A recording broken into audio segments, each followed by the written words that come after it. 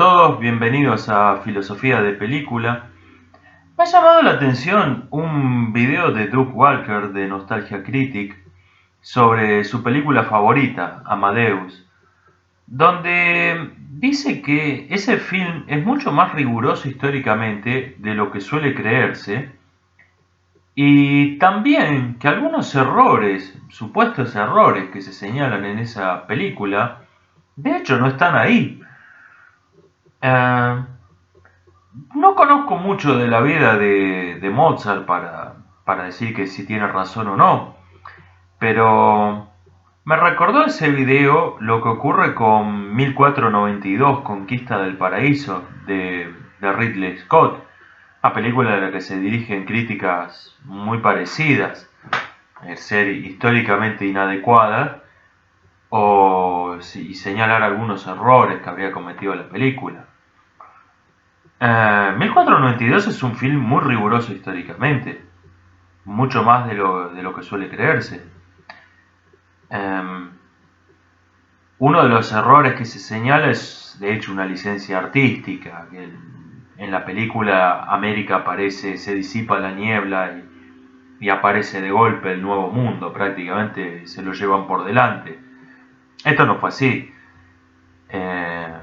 La tripulación de Colón vio fogatas en la noche en tierra firme y estuvieron casi un día entero navegando viendo la costa, lo cual era mucho menos atractivo para una película.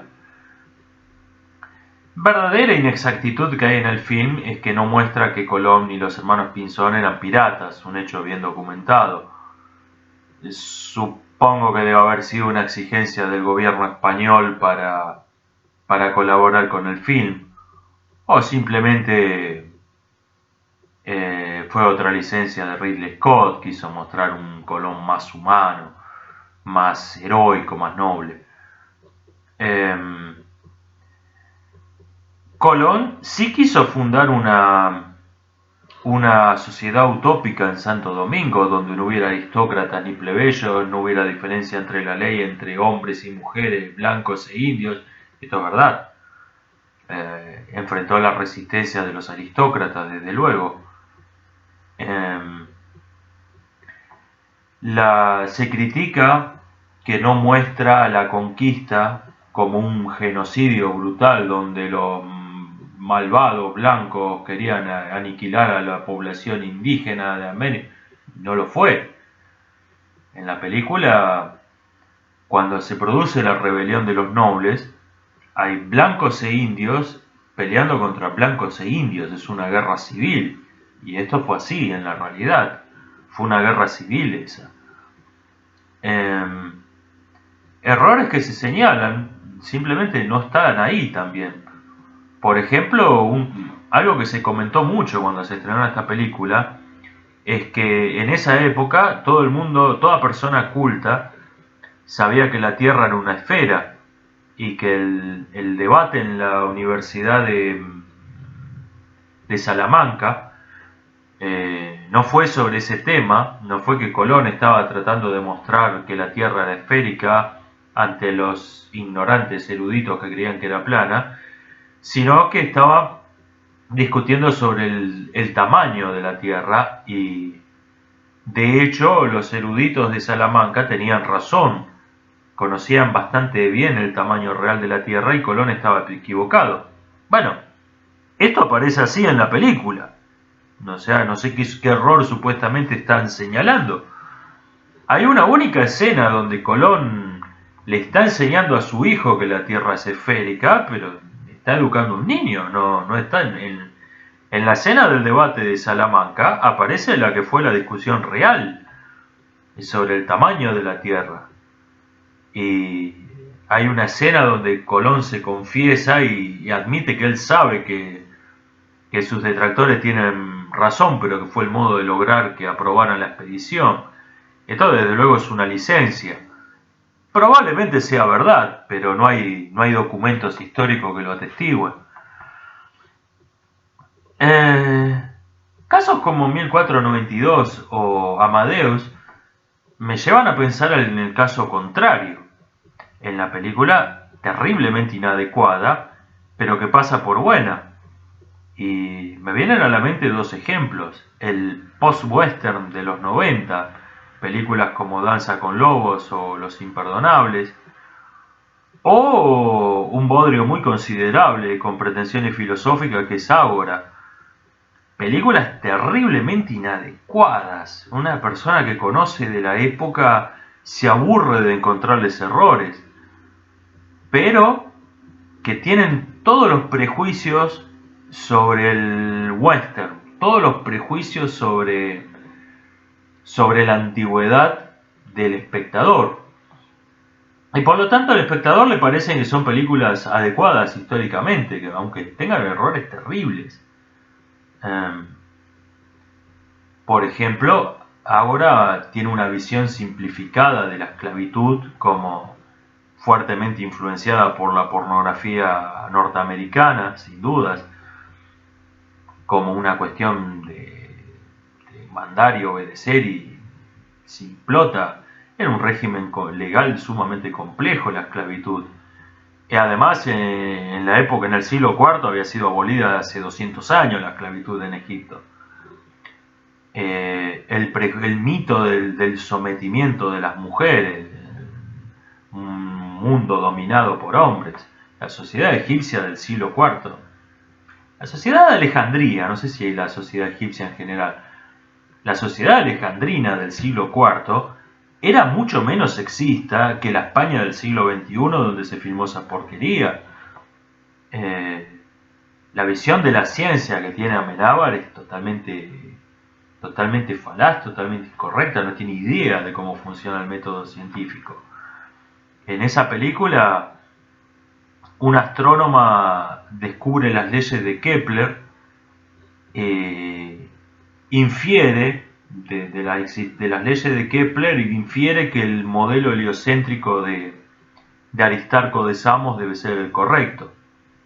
Eso es más o menos como que un arquitecta haga un tejado sostenido por cables, lo mire y diga, sería buena idea hacer una casa abajo para que esto no se caiga. Más o menos es esa la idea. Además es imposible, la anomalía en la órbita de Marte que llevó en la realidad a Kepler a descubrir que las órbitas de los planetas son elípticas, es difícil de ver hasta con un telescopio del siglo XVII. Acá lo descubren cogoteando para arriba en un patio de ladrillo. O sea, con esa vista, yo no sé cómo esta chica no salió corriendo cuando vio la turba que venía a lincharla a 60 kilómetros y tenía esa vista.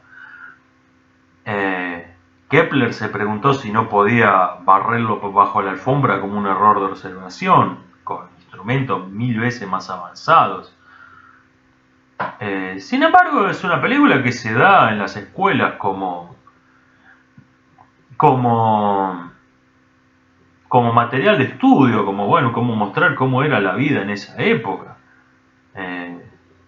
Muestra una religión cristiana dogmática, organizada, ni por casualidad, típica de la época de Galileo.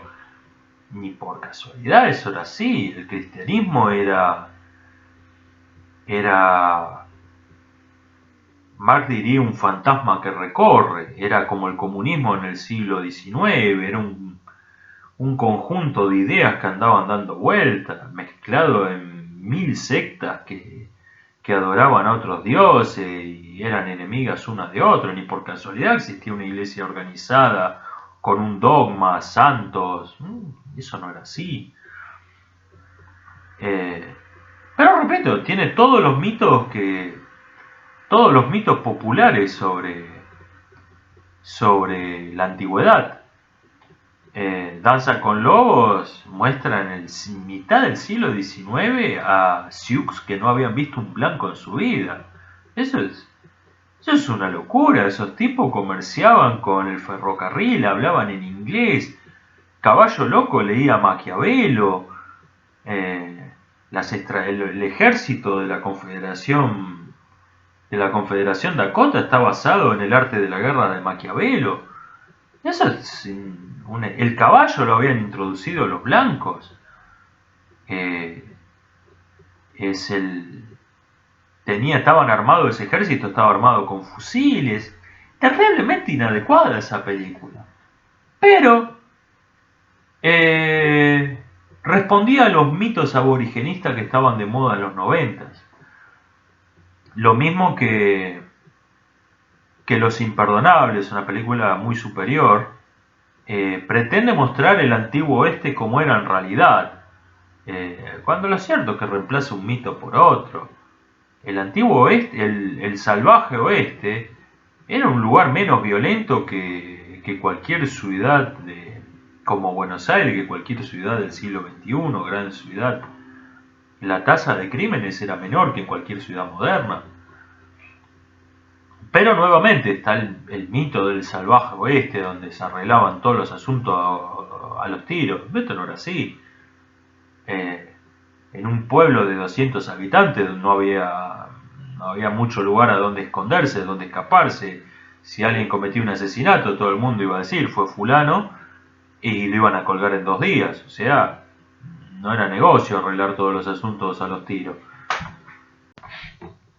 El problema con estas inadecuaciones históricas no es que el artista se tome libertades, se tome licencias, que eso lo ha hecho siempre y está muy bien, en eso consiste el arte. El problema es, lo señalaba el autor de un libro sobre la construcción de las pirámides de Egipto, esto que decía que por una persona que lee un libro como el suyo, hay 1000 que leen sobre platos voladores y la Atlántida y el Triángulo de las Bermudas. Y un poco eso pasa con el cine también. Por una persona que lee a Heródoto, hay 1000 que vieron 300. Películas como Octubre han tenido una influencia política tremenda en el siglo pasado, quizá más todavía que la Revolución Rusa, que la verdadera, porque nadie chequeó a ver si los hechos eran así realmente como mostraba la película. La película fue influyente de por sí, y como dice la dictadura de 1984, quien controla el presente controla el pasado, quien controla el pasado gobierna el futuro. El poder del cine de crear un pasado falso es un poder grande y peligroso. No se trata de meras licencias artísticas. Pongo un ejemplo totalmente trivial. Escuché a un historiador mencionar el uniforme rojo y amarillo de las legiones romanas. No sabemos de qué color era el uniforme de las legiones romanas. El rojo y amarillo fue un invento del cine blanco y negro porque daba 2 tonos de grises muy adecuados para filmar películas. Y cuando apareció el cine color, alguien usó uniforme de las legiones que tenían un depósito y apareció en una película color el uniforme rojo y amarillo y ahí comenzó a ser imitado. Entonces nos hemos acostumbrado hasta que finalmente lo esperamos. Si vemos una película de romanos donde el uniforme de las legiones es de otro color, nos sorprendería. Pero de hecho no hay ningún documento histórico que hable del color del uniforme de las legiones. Pongo un ejemplo totalmente inofensivo, desde luego que los hay más peligrosos. Bueno, esto es lo que quería decir sobre el tema, espero que les haya interesado, nos vemos la próxima.